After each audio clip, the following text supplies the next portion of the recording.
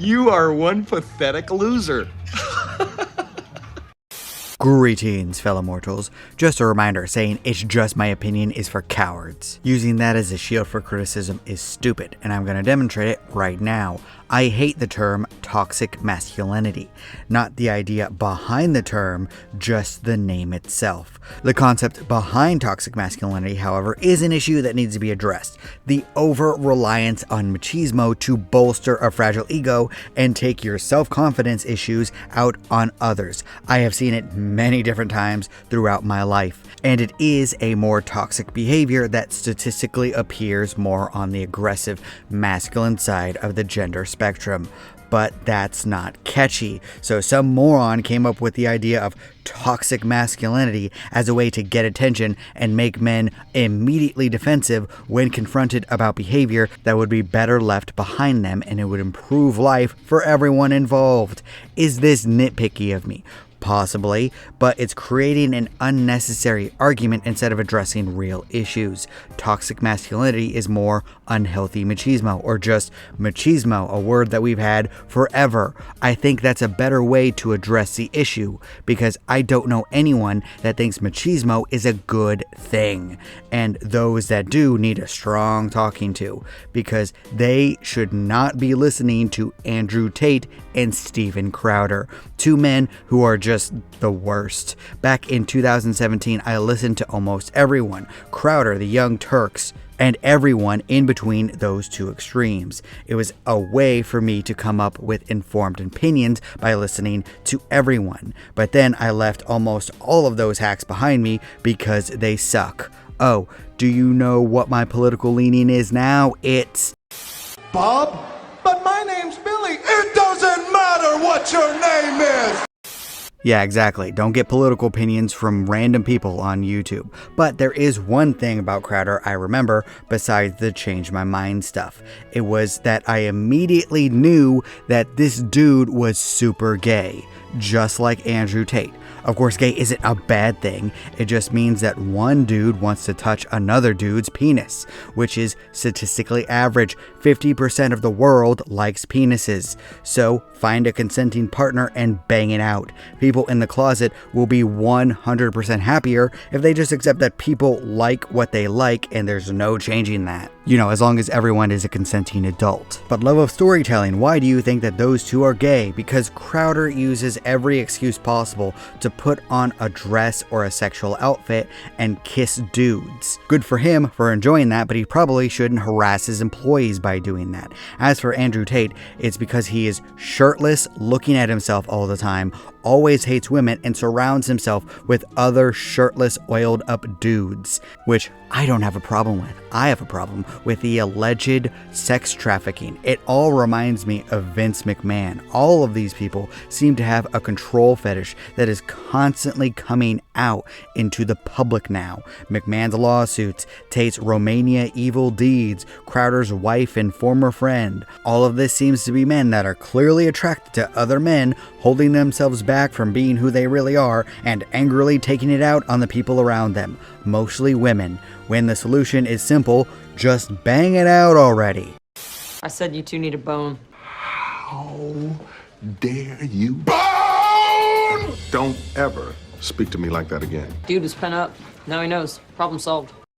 Now, normally I prefer to focus on fiction, but these are real life stories that have really caught my interest. Tate and Crowder influence a lot of young men, and that is pretty scary because it doesn't matter if their bad actions are done because of their suppressed sexuality. Bad actions are still bad actions and they need to be held accountable. Both these guys suck because they allegedly abuse people and they're encouraging others to act just like them. And seeing their downfall along with the public outing of the likes of Dan Schneider and Vince McMahon are all good things. Screw these guys. I hope that we can put their cycles of abuse to rest. But there's also a new problem. When a void is created, you know that someone is going to take the open space. If left alone, more bad actors will fill the space. So who is going to step in to replace them? Who is going to take the real life space of trying to help young men? Hell, who is even going to take the fictional space? What adult male characters are coming out right now that you would say is a paramour of positive masculinity?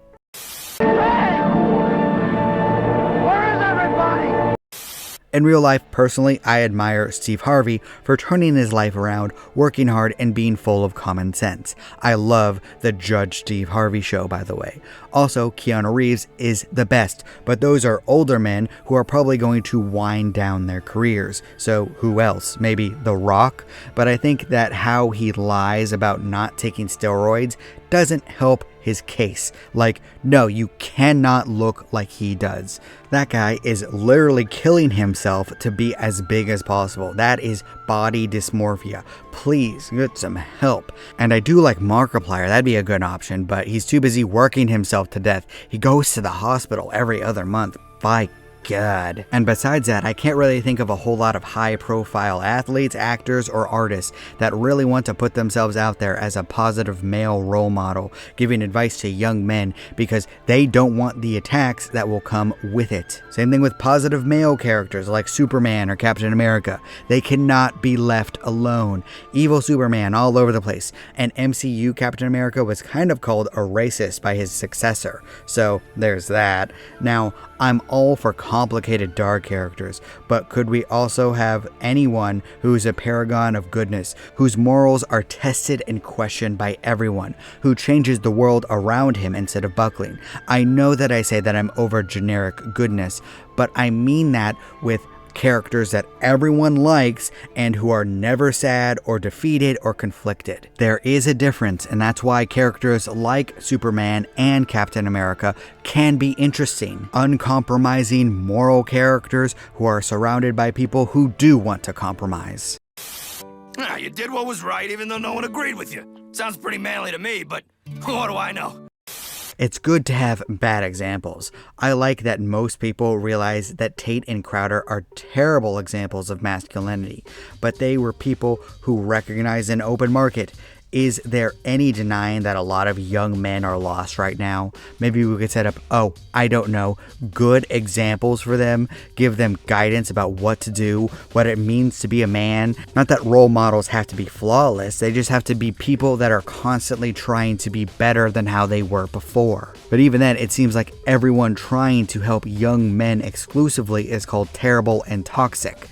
And guess what happens when you call everyone terrible and toxic? The only people that are going to be left are the people okay with being called terrible and toxic. That's Crowder and Tate, if you didn't catch on. And why do I feel like I have the right to judge them? Well, here's my argument.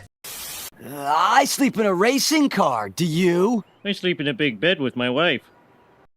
And it goes back to the term toxic masculinity, not helping the cause here. It's why I'd like to lay off that term and go back to machismo and actually encourage positive male role models and give paths to young men on how to be a positive influence on society, whether it be real or fictional characters. It's why I really like the new Ultimate Spider-Man run that's happening, and I really hope that they don't take a big old dump on Peter again in that series, and why I try to write a few characters like that myself. Well, not written in stone. That's a political drama where everyone is out in their self-interest, male and female. But my standalone, Above Heaven, has that with Ralph, Ethan, and Concrete. Yes, there's a character named Concrete.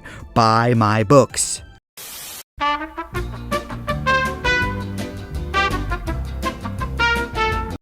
And if I were to give any sort of advice about positive masculinity, it would be a few things. 1, do the right thing even when you don't feel like it. Laziness kills. Build good habits. You are constantly training your brain. You probably already know the small things that you should do. Put your shopping carts back. Open doors for people. Help people pick up things. Get your work done on time. 2, go work out. find something physical to do. The gym, martial arts, climbing, hiking, swimming, whatever. Your body needs to move. Do something. 3, find a relaxing hobby that teaches you to sit down and be calm when you're upset. Video games are actually perfect for this. And also you could bring in something like reading or watching videos or knitting or something. 4, develop some type of skill that you're passionate about. Writing, video editing, watching trains, drawing, something that you love. It will help. And finally, if you're attracted to men, embrace it. Fighting it leads to terrible problems. I'm honestly jealous that other people can find men attractive. I've tried to find something that I like to be a little by, but men just look like boxes to me. If I see a jacked up dude, my first thought of is, man, I need to do more sit-ups. But if you find it attractive in a sexual way over women, great. Embrace it. And if anyone has a problem with that, then they are the problem. Because remember, you're probably getting a lot more action than stupid anti-LGBT people. You're welcome to disagree with all this. That's fine. After all, everyone is entitled to their objectively wrong opinion. Oh, it's so obvious. I would have never thought of that. Hey, do you like stories about an interconnected world? Then consider giving my LP Shield books a try. They are all connected in some way, but you can jump in at any point, unless it's a series. Then you have to start at the beginning. But I got 3 books out right now and 3 coming next year. You will not have to wait long for content. Either way, thank you. I appreciate you. Do not despair.